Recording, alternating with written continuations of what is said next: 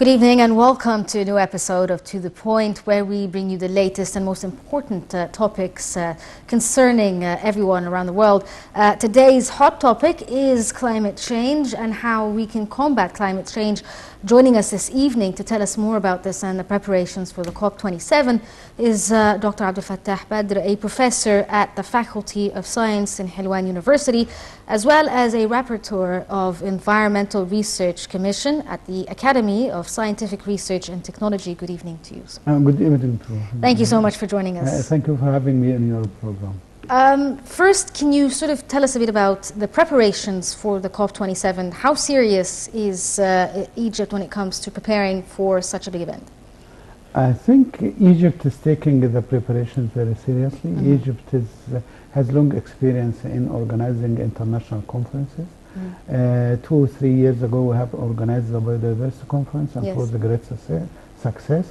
And I think our COP27 will be a great success. In other words, the preparations, the logistics, the arrangements, that Egypt will do it very well. It depends on the other sides to make their responsibilities very well as well. So, but I think Sharm el-Sheikh is very good place for hosting the conference. It's very well-known international conference cities. And yesterday the Prime Minister was in Sharm el-Sheikh, making sure that if the preparation is going very well, the airport is very well prepared, the conference halls and the hotels, the capacity of Sharm el-Sheikh has been increased to welcome more people during the conference. And the conference will be for about 2 weeks. So we will not receive thousands of people on one day, but it will be like a festival. Every day for 15 days or so. The people will join and talk and present some presentations, some discussions, some conferences, some exchange of experience among the different countries. Yeah, but it's not just about hosting the event. I can see that Egypt is taking steps when it comes to combating climate change as well. Again, Egypt is very doing very good efforts on climate change. Actually, Egypt is one of the leading countries in conserving biodiversity and in taking measures to reduce climate change. Although Egypt does not cause climate change, we are not in industrialized countries. The carbon emission from Egypt is low because we are not we have not industry like other countries, but we still care about the environment and we do our responsibilities towards climate change. And we also make measures. We save energy, we transform from oil to gas in our vehicles.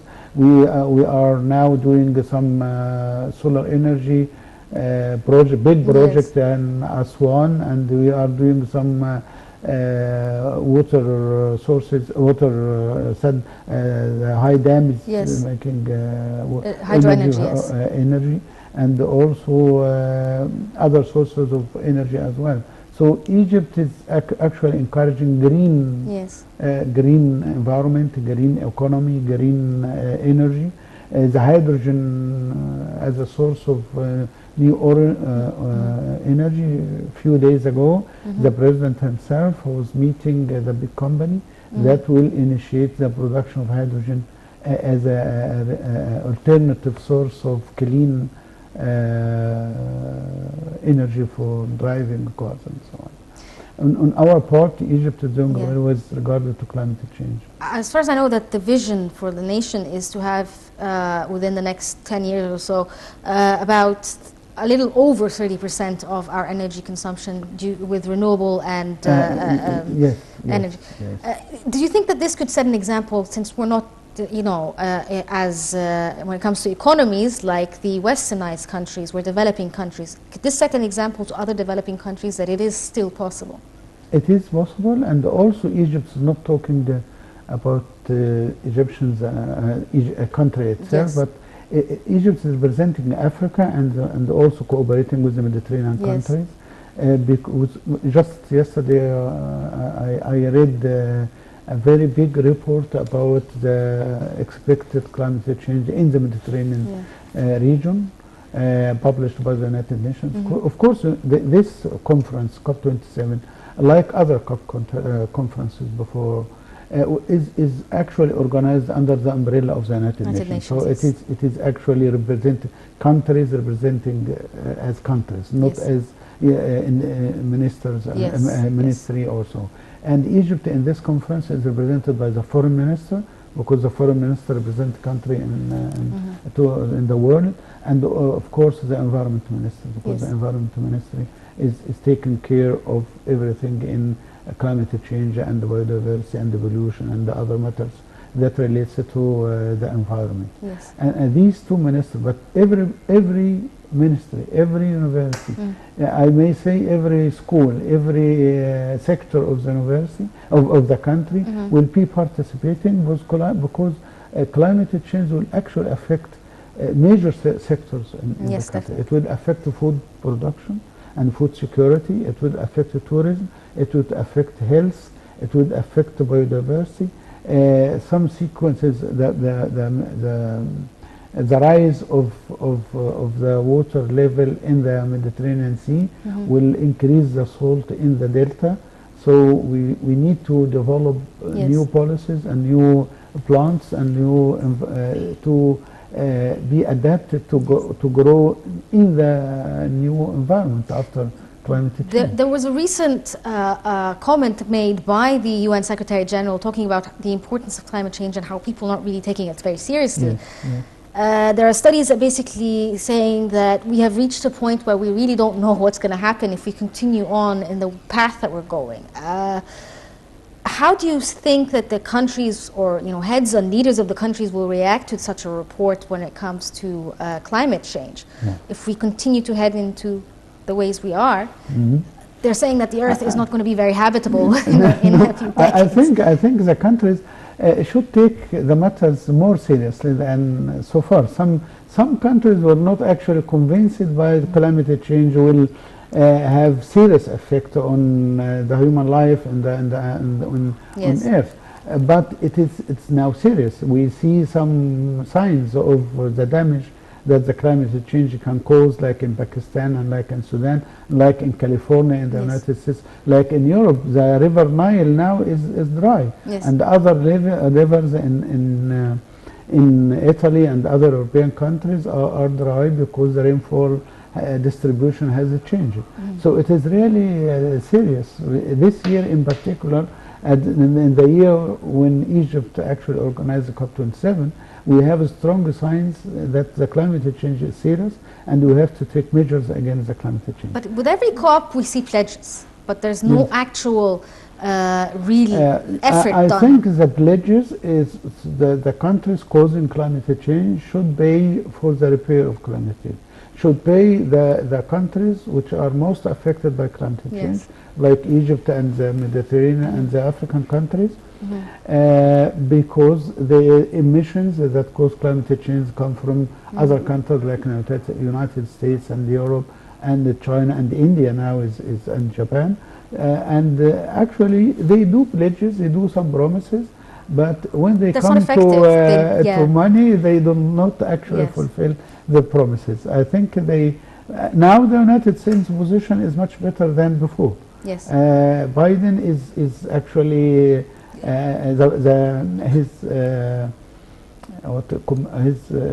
he appointed a commissioner, for the climate change, and he was here John 2 days ago. John Kerry, he was a former foreign minister, and he was serious about climate change.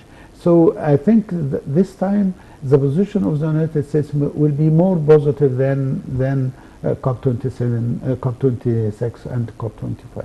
Of course, the time of Trump was the worst for climate change, because he doesn't believe in climate change. I think also China is more positive than before, But positive is good word, but we need some Which action. brings me to the next idea. I mean, the pledges are not really set in stone. They're just saying we're going to do this, but it doesn't necessarily...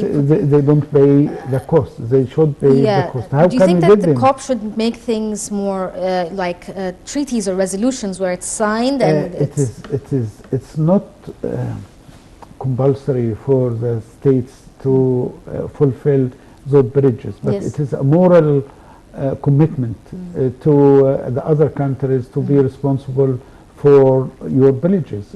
I think this time probably they may be better, but in the international situation for the time being, like the problem of energy and the Russian-Ukraine war and other problems somewhere else in the money available for the climate change is probably decreasing because other European countries will pay to help Ukraine and even the United States, and China is busy with troubles in the international economy. So the world has bad luck because of the Russian-Ukrainian war, but at least we can expect an end to this. We cannot stop and say, okay, we cannot do anything, but we will continue our organization. We'll ask for pledges. We will ask people to take climate change as independent from other problems, because the money for climate change impact should be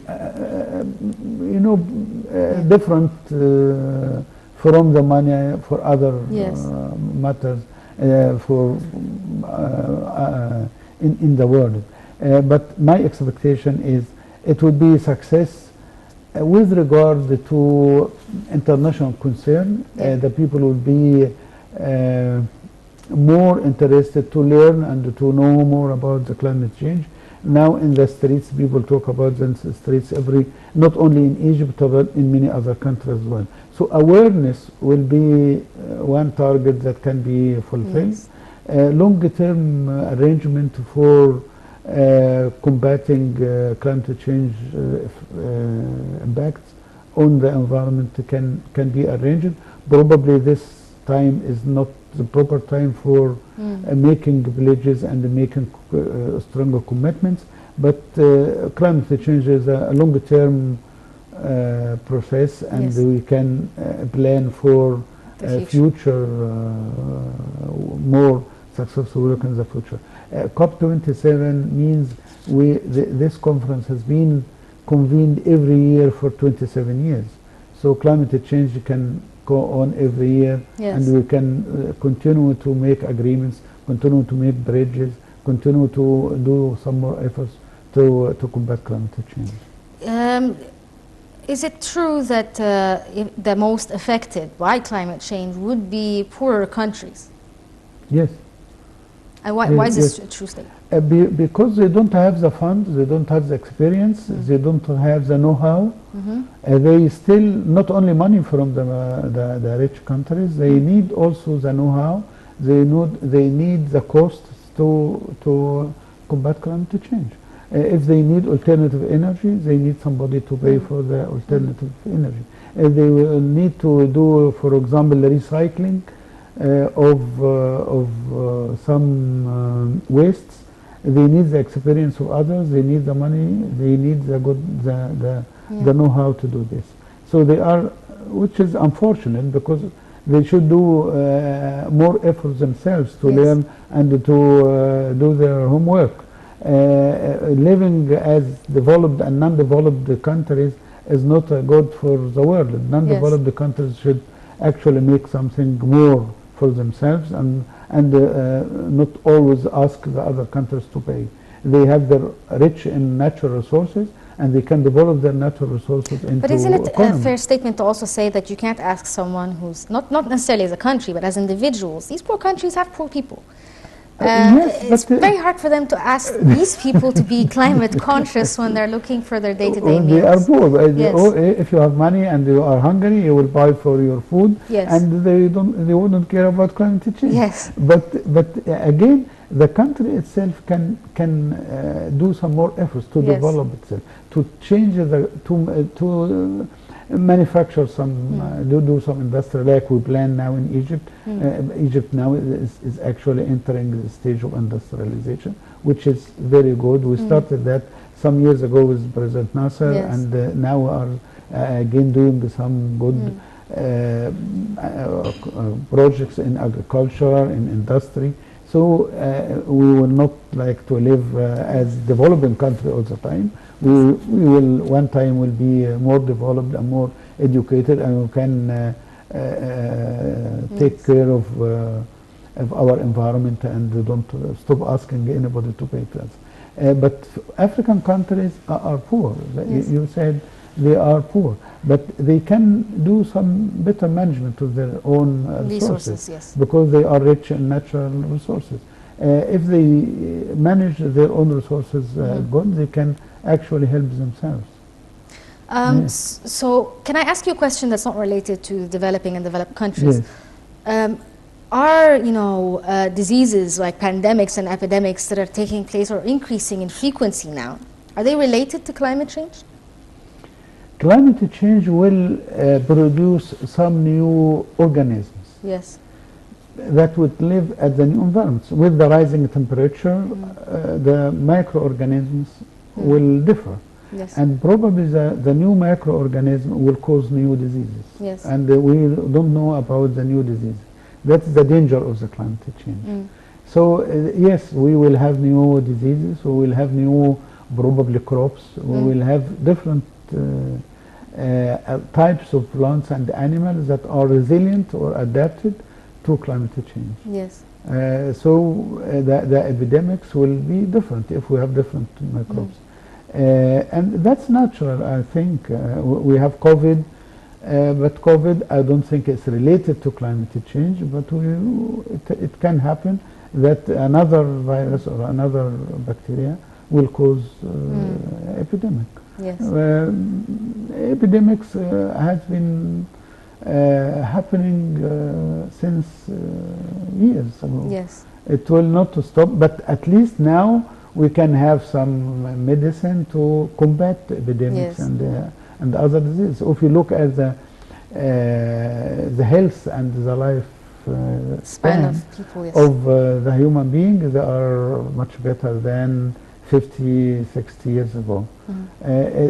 Diseases will continue to develop, and new diseases will be affecting humans and animals and plants, but the scientists and the agriculturalists and the physicians will find new ways to live and treat people as well. What about when it comes to natural disasters like earthquakes or droughts or flooding? Are these all related also to the increase in temperatures? For this year, I can say the flooding in Pakistan, the flooding in Sudan, the drought in Europe is related to climate change. That does not happen many. The rise in temperature, London this year was 40 Celsius for some days. In Egypt we have very hot days as well. It's not as extreme as in Europe, because Europe 40 years in Europe is abnormal. But this extremes is actually related to climate change. Should we expect more of this in the years to come? We should, yes, unexpected and extreme fluctuations in rainfall, in temperature, in flooding. This is expected. Signs of climate change.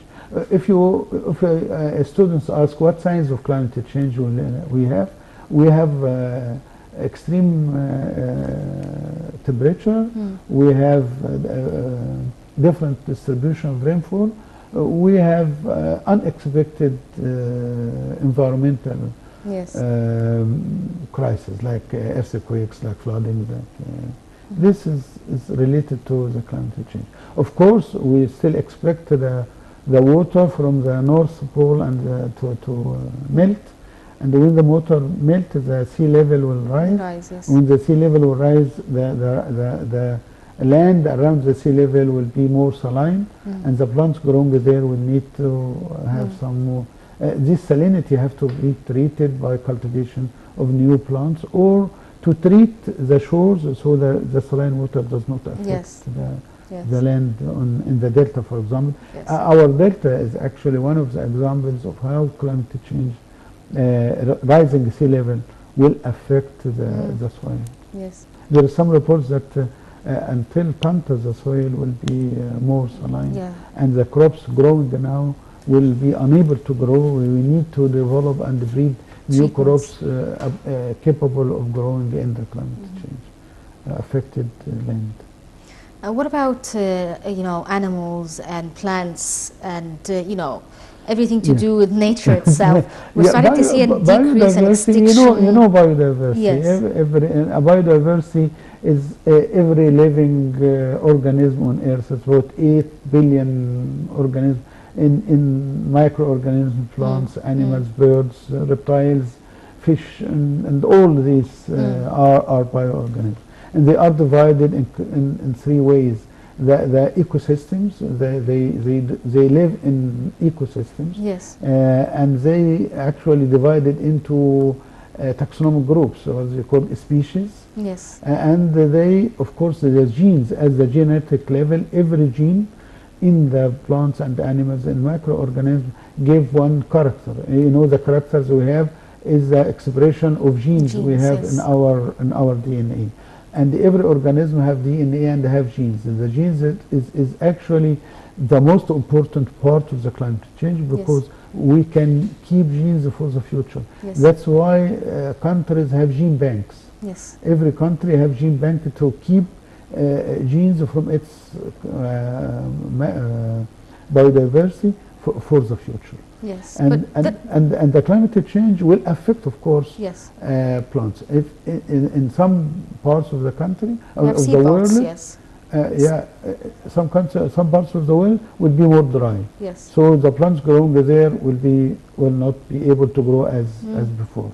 And we may expect some parts to be more rain, to have more rain.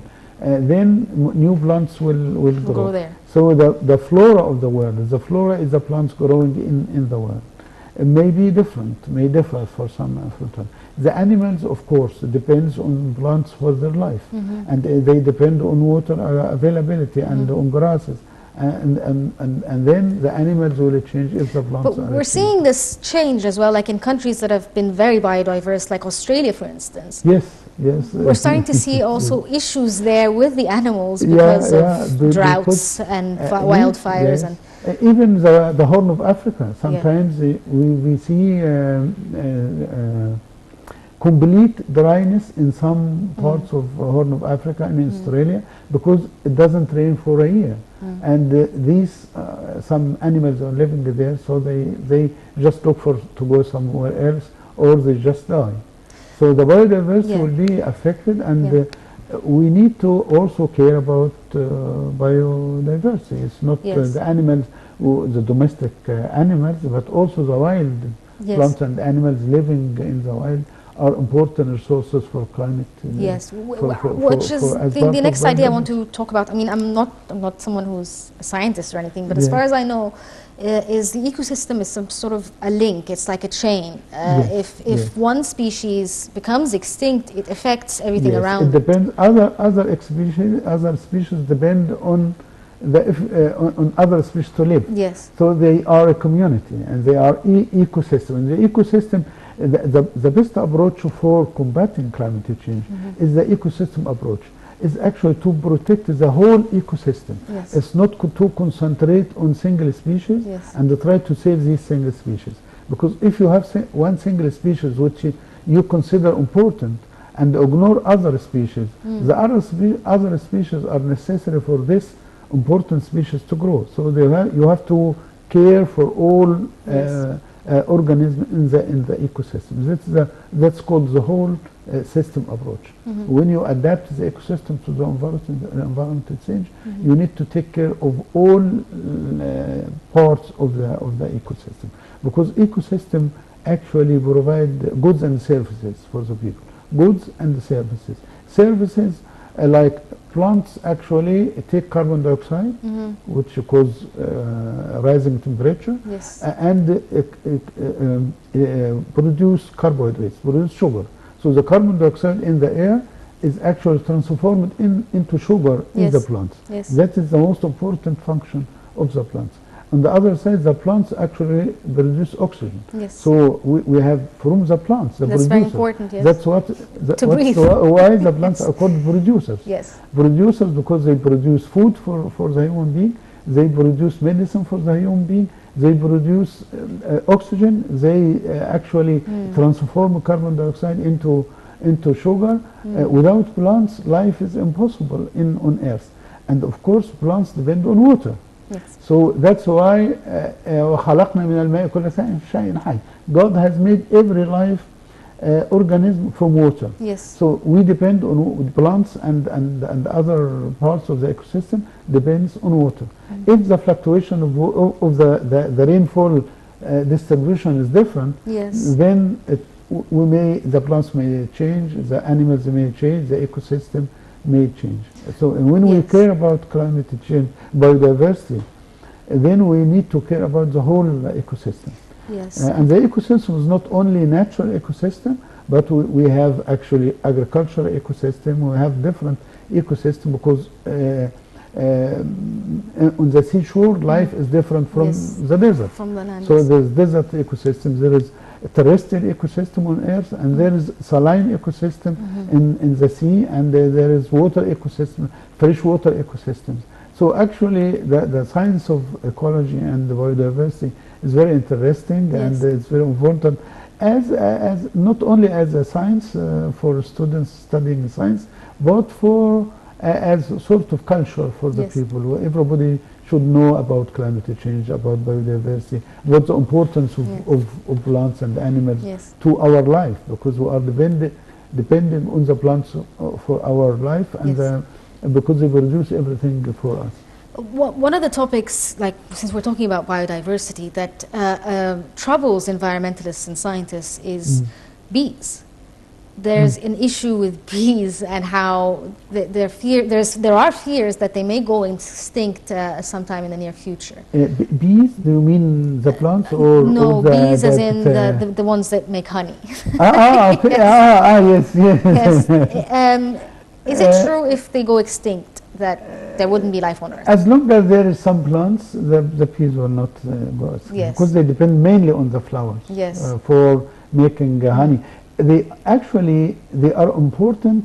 All insects are important Yes. for plants, because insects help plants to Pollinate, yes. to pollinate. Yes. So for the plant to reproduce and produce seeds, they need Bees. bees and other insects. Yes. And the insect needs plants. And actually now the most common types of plants are the flowering plants. They call the angiosperm, the flowering plants. And the most common animals are the insects. So we are in the stage of plants and the insects, because they are dependent on each other. Yes. Plants need bees and bees needs plants. So bees will not go extinct as long as there is plants. Okay. And of course people sometimes have honey, they have bees at gardens. It's Yes, not yes. only wild. Yes. It's also domesticated Bees, yes. bees.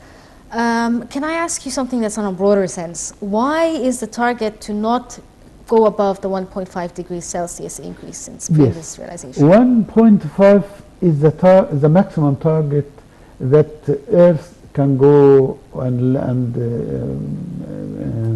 live in peace with climate change. Yes. If the temperature is raised above 1.5, then the extreme events of climate change will be more serious. Yes. And the damage the climate change can cause is more serious. Yes. But particularly the melting of the Arctic, Arctic. poles. Yes. This is important that's why 0.5 temperature is you will always some people will, even the Secretary General of the United Nations will talk about 1.5. Yes. The public will talk about 1.5. Yes. 1.5 is the degrees that the temperature should not rise above. Yes. Otherwise, the problems will be more serious. Does 1.5 degrees actually literally mean 1.5 degrees? Like, will we see increases? It's an average. It's an average. It's an average. It's an average. Average worldwide. Yes. It may increase in some parts. It may not increase in other parts. But the whole average temperature for Earth is 1.5. Yes. Yeah. Some parts are more than 1.5, and other parts will be less. But the average 1.5 is okay. If we do end up being more than 1.5 degrees, what does that actually, what are the predictions? Predictions, more ice will be melted.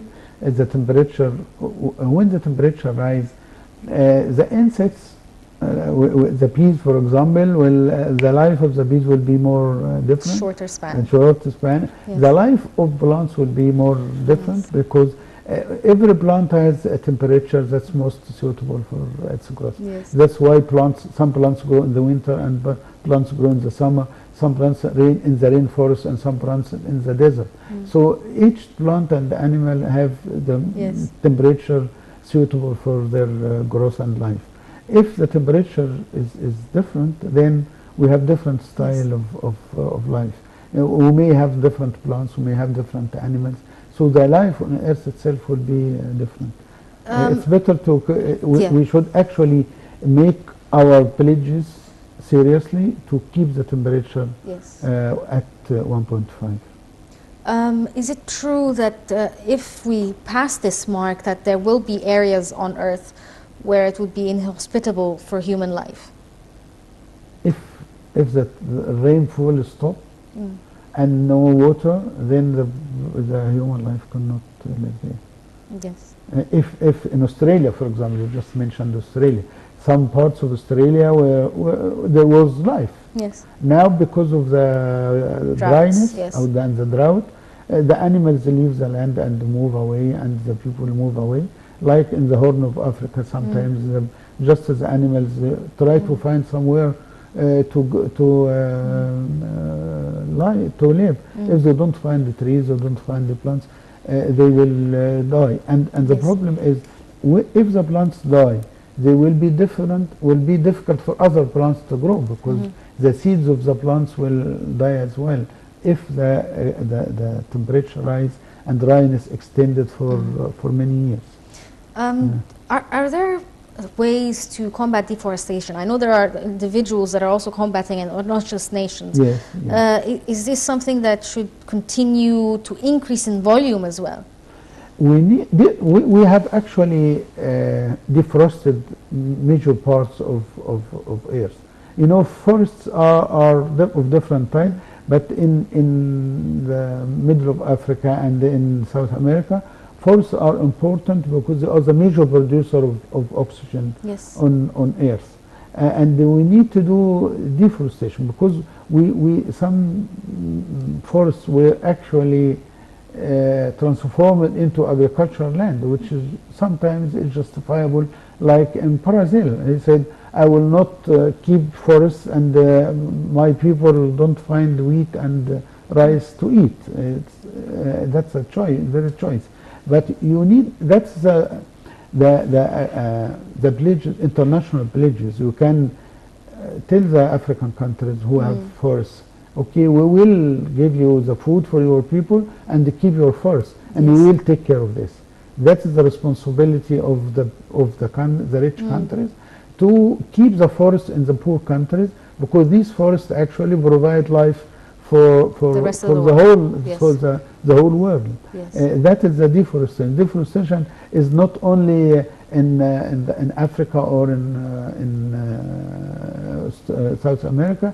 It is an international cooperation, where it's international problems that need the international cooperation. Some countries wouldn't care because they don't suffer, but in other countries suffer because the whole country, if the temperature is above 1.5, some countries will suffer more than others. So we need international cooperation. We need the forests to keep the earth in good shape. Yes. If the forest is deforested, then the life will be difficult for all of us.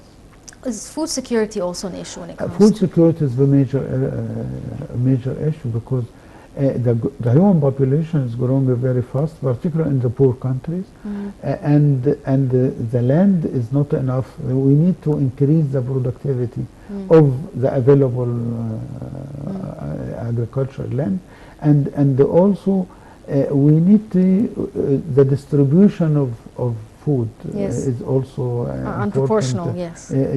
Yes. And in Egypt, I think we are doing good efforts, but we need some more, because our population is increasing, and our agriculture, although by international standards is excellent, but we need some more food production. In Africa, although Africa is rich in natural resources, but again, it imports food. So we need to, at least agriculture, we can be self-sufficient, not only by ourselves, but in cooperation with other African countries as well.